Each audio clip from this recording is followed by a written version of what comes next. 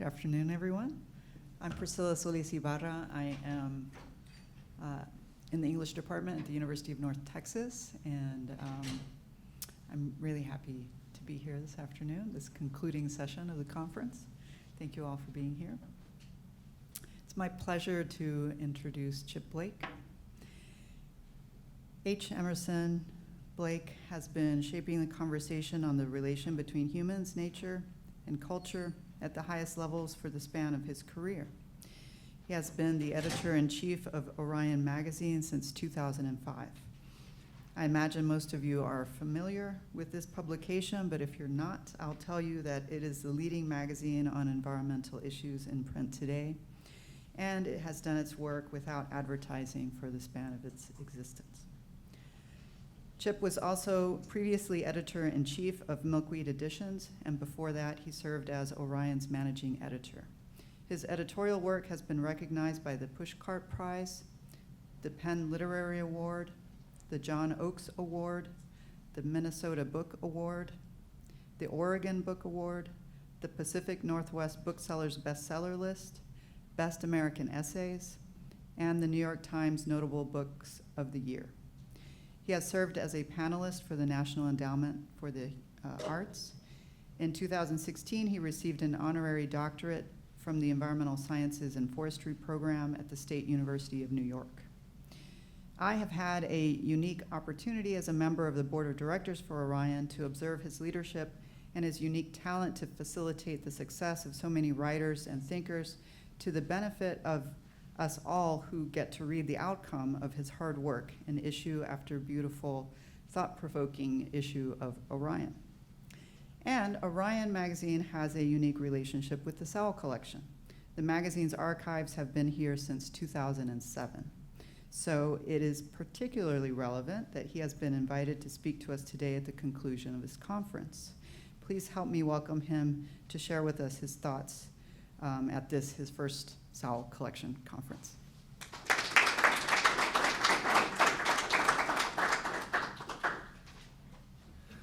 Thanks. Thank you. This is my first time here. I've been aware of the Sowell Collection's existence since it was first discussed because it was of such interest to me and everybody at Orion, but it's my first time here. And it was yesterday I had a tour of the archives from Kristen and Robert, and it was just, it was tremendous to walk around upstairs and to see all the work that's stored there, and quite intimidating and amazing to see Orion's archives alongside the archives of so many of the writers that we've worked with at Orion over the years. Orion is a magazine that really rests on the shoulders of its writers, and to see Orion's things right there next to the work of all of those amazing authors it was terrific. I have a friend, Robin Kimmer, and whenever Robin is giving a talk or a reading, she always begins by acknowledging the people, the ancestral people who lived on the land where she is speaking. And a couple of years ago, I mentioned to her that I admired the way she did that. And she said, well, Chip, you could do that too. And so ever since then, I've done that. So I would like to acknowledge that we're on the ancestral lands of the Teya, Apache, and Comanche Native peoples here in Lubbock. The Comanche had free reign of this region until 1870, and were mostly gone by 1876. Also, a couple of years ago, around that same time I was having that conversation with Robin, I was invited to a meeting of the executive directors of national environmental organizations from all over the country. I don't think of Orion as being an environmental organization. I think of Orion as being a literary and arts organization, but somehow I was invited, and suddenly there I was in some posh resort with all these executive directors. And there was an opening reception the first night, and I was walking around and shaking hands with people and getting the lay of the land. And I got into a conversation with the executive director of a big national environmental organization, one whose name you would probably all recognize. And he told me what he did, and then I told him that I was from Orion magazine. And he grimaced. And he made a face And then he said, Orion, is that the one with the poetry? And I said, yeah, it's the one with the poetry. And we got a big kick out that at Orion. And I tell that story here because I know a lot of you are in the humanities, and I thought you would have solidarity with that story. We've all of us who are in the humanities are familiar with some stories like that. I was having a conversation the other day with Amy Nezu-Kumatadl, who is Orion's poetry editor, and she was telling me that when she told her parents that she was going to pursue an MFA in poetry, that they started to cry. But I tell that story about the conference of the executive directors also because I think there's a lot of information there. First of all, it's a pretty sad reflection to think that the director of any big cultural organization would have that kind of attitude about the humanities. I find that very unfortunate. And it is also, it is also thinking about what Trevor said yesterday about all hands on deck. That was a comment that you made yesterday when we were talking about the nature of the constituency of people who think about the environment. If I'm a person who's running an organization in which you're trying to get people to care about the organization, I don't care what you're interested in.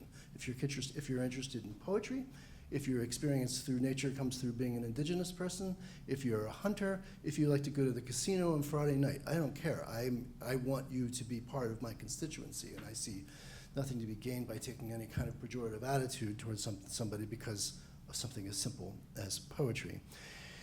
But it also, and standing here at the Sowell collection, this is, I think, especially evident, that a comment like that reflects a considerable amount of ignorance, I would say, and misinformation about the real role and relationship between the humanities, the sciences, policy, and cultural change.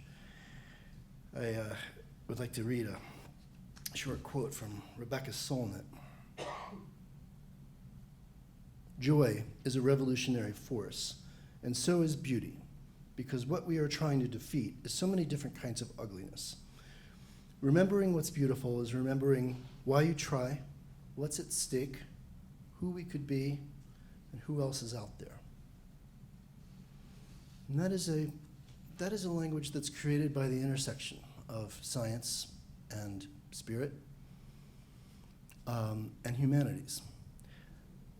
When I was upstairs yesterday with Robert and Kristen, we walked by what I glanced over and I saw what I thought was the first edition of Silent Spring by Rachel Carson, a book I imagine a lot of you are familiar with. And whether you're familiar with that, with her or not, I'd like to talk about Rachel Carson just for a second because she's my hero.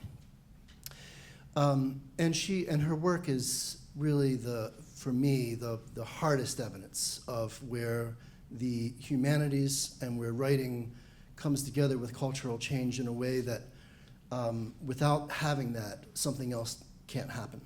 Rachel Carson grew up, and when she was growing up, she wanted to write animal stories. That's all she wanted to do, was just write animal stories. And she wrote animal stories all through her childhood. She went to college to study English. She was writing animal stories in college. And then at some point, she was convinced that people who really cared about animals, people who really cared about the world, were actually in the sciences. And so she switched over to biology. And after she was finished college, she worked for the United States Bureau of Fisheries. She was the first woman to work for the United States Bureau of Fisheries, and she did that for a number of years. And then when she was about 27 or 28, she changed her mind, and she decided what she really wanted to do was write animal stories. And she then wrote 3 or 4 books of animal stories that were extremely well received. She developed an enormous audience. During the course of writing her animal stories, she became interested in what was happening to the environment at large. And then she wrote Silent Spring in 1961, which was mainly about her concerns about synthetic pesticides, which had been started to be used in the 1950s.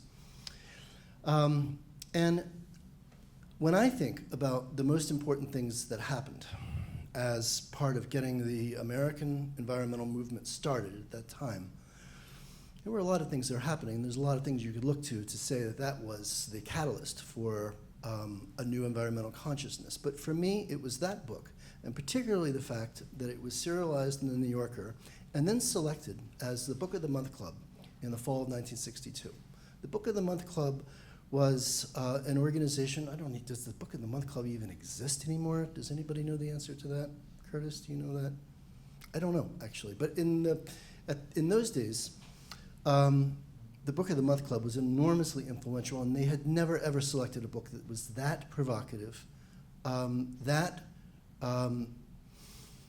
journalistic. The book was heavily reported, but it was also highly creative. Rachel Carson never could have written that book if she hadn't practiced for years as a creative writer. It was a scathing attack on the government and the relationship between the government and the producers of these synthetic chemicals, pesticides. And it is hard to say that that book led to the formation of the Environmental Protection Agency, which happened in 1972, about 10 years later. But you can say that one of the very first things that the EPA did when it was established was to regulate synthetic pesticides. Hundreds of grassroots groups popped up all over the country as people began to see their own evidence of what Rachel Carson was talking about in that book. And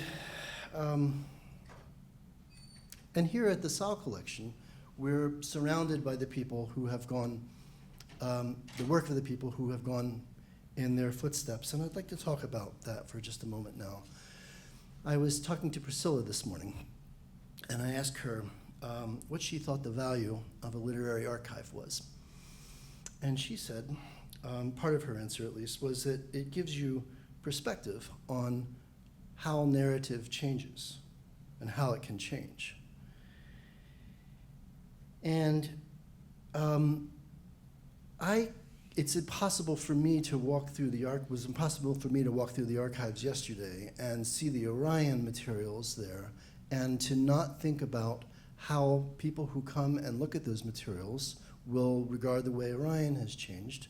And as I said before, Orion is really on the shoulders of the kinds of writers who have their materials here at the Sowell Collection. So although I don't feel like I have the authority to talk about how their narratives have changed, I do have the authority to talk about how the narrative at Orion has changed. And so I would like to talk about that with an understanding that I see a relationship between how Orion has changed and how the work of some of these writers have changed. Orion was formed, Orion started in 1982. In the 1950s, 60s, 70s, a lot of the writing that was happening about natural history was very apersonal. It was not completely accepted that people would write personally about about nature, that they would not, personal values, and what was happening in natural history were, they stood apart from each other. But one by one, writers like Rachel Carson, writers like Jane Goodall, writers like Edward Abbey, began to pull these things together, began to write about these two things at once by way of exploring the relationship between people's emotional lives and the natural world and the health of the natural world. And the people who started at Orion were people who wanted to capture that conversation. In that sense, Orion is a little bit like the Sowell Collection, because the Sowell Collection is also intended as a repository for the ideas and writing of these people. So, like I said, I can't help but speculate on what people will think about the Orion archives now as they go to explore them and in the future. And I'd like to talk out loud about that for a moment. I think that anybody who looks at the Orion archives from the 1980s, and that is to say, the writing of a lot of the people who were here at the Sowell Collection, I think you would see the beginning of an exploration of how you developed language that explored the relationship between human emotion and the natural world, establishing a vocabulary, establishing a lexicon, really getting an authorship getting its feet under itself with how you talk about that. and how writing, creative writing especially, and poetry, can enhance the bond between people and the natural world. By the 1990s, I think the work of a lot of the people who are in this field had begun to swing towards activism, that people were interested in understanding more about how creative writing about the natural world informed activism, could enhance activism, could present some different aspect than activism. And there were many projects in the 1990s, brand new projects of people pulling together collections of creative writing and poetry that were intended specifically to defend places or defend peoples. And that was a brand new use of creative writing in the field of activism. I think of the early 2000s as a time when there was an enormous amount of rethinking about what had happened in that first 20 years, and an admission that some things had been missed and that some things had been misunderstood. Some examples of that would be that a word like wilderness that was used gratuitously and without any broader considerations of what that word really meant to a lot of people, that many readers and writers began to understand that the word like wilderness had a lot of problems with it and really needed to be re-explored. There was also the fact that climate, which had barely been discussed at all in Orion or by the community of writers who were writing creatively about environment, that suddenly was understood as something that had been just overlooked. It's not that people didn't know about climate, it's just that it had not gotten traction. It had not found its way into a narrative about how we write about nature. And there was a certain amount of catching up that was happening at that point. And I needn't remind you that the early 2000s was a time of September 11th, time of the Iraq War, and a realization that the things that are problematic or broken in our culture were many, but related.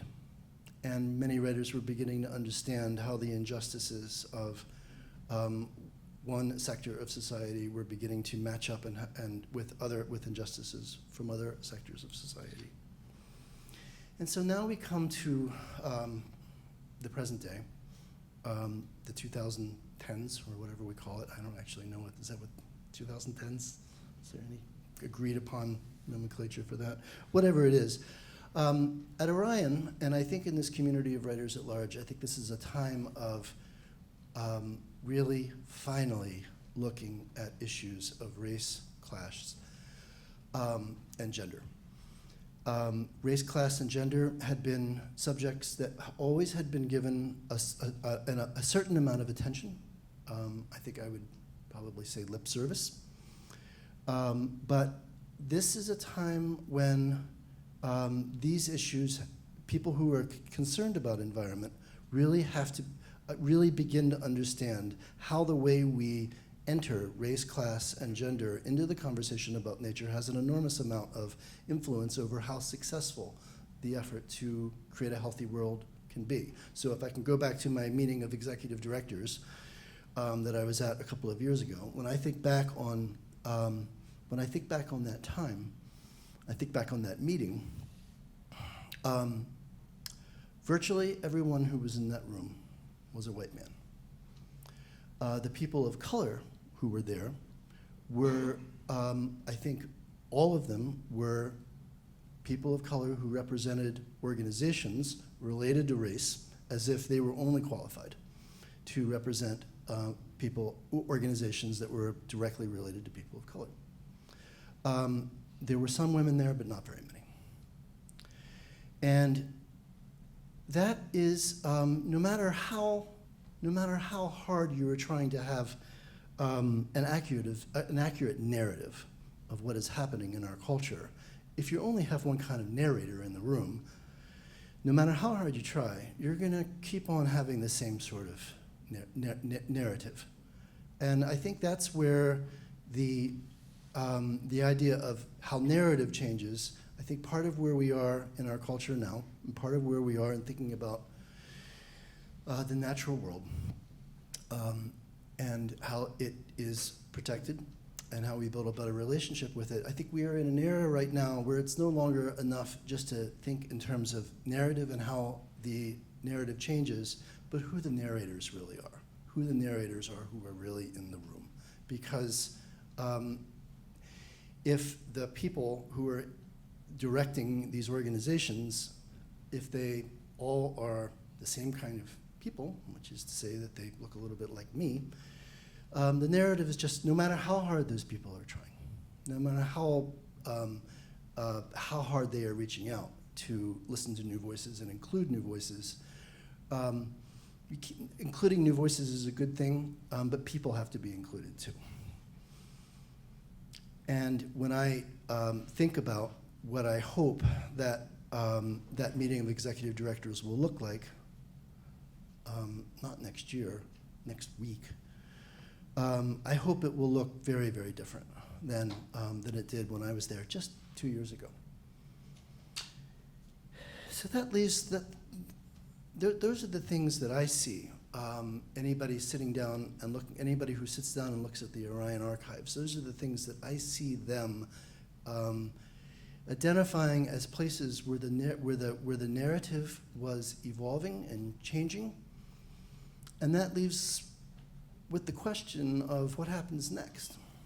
Because 10 years from now, 20 years from now, somebody who sits down in the Sowell collection and pulls the files out and begins to go through the tracks of the writers who are in the Sowell collection, just as we identify things now that were, well, let's call them blind spots, of the people who were writing 30 or 40 years ago, or even 10 years ago. 10 years from now, 20 years from now, what's going to be new? I honestly don't know. I honestly don't know. I do know that some of you are here today who are younger than me anyway, that you are the ones who are going to figure it out. What we think about the environment is there's a series of basic beliefs, basic values that make up our relationship with nature, not to mention the rest of the world. And it changes all the time. And as you begin to follow in the footsteps of the people who created the Sowell collection, you're going to be establishing the new basic beliefs. You're going to be establishing new values. You'll be moving that conversation forward. And I also know that you will take great comfort in the Sowell collection and the people who were there and the company they give you as you try to establish your own narrative and become the new narrators of how the written conversation about people and the natural world moves forward. You'll take great comfort in having them there with you, because as writers, as poets, as people who care about the earth, as people who care about other people, you'll be glad to know that there are so many great people who have been right there with you. Before I finish, I wanted to just thank a couple of people. I wanted to thank Dr. Caswell for inviting me and organizing this, and all the people who made this possible. I'd like to thank Jim Sowell and his family for giving the original energy to this conference and making it happen. It's terribly important. And I'd like to acknowledge Barry Lopez and the fact that he's not here. Is this the first time Barry has not been at this? I don't know how much you all know about Barry Lopez. Barry Lopez was the catalyst for the Sowell collection. He's a person who's been unfailingly kind to me and to Orion and to dozens of people that I know, and it's really too bad not to have him here, but I thank him for everything that he has done for this whole community of people who care about the earth. Thanks a lot. It's really great to be here with all of you. Appreciate it.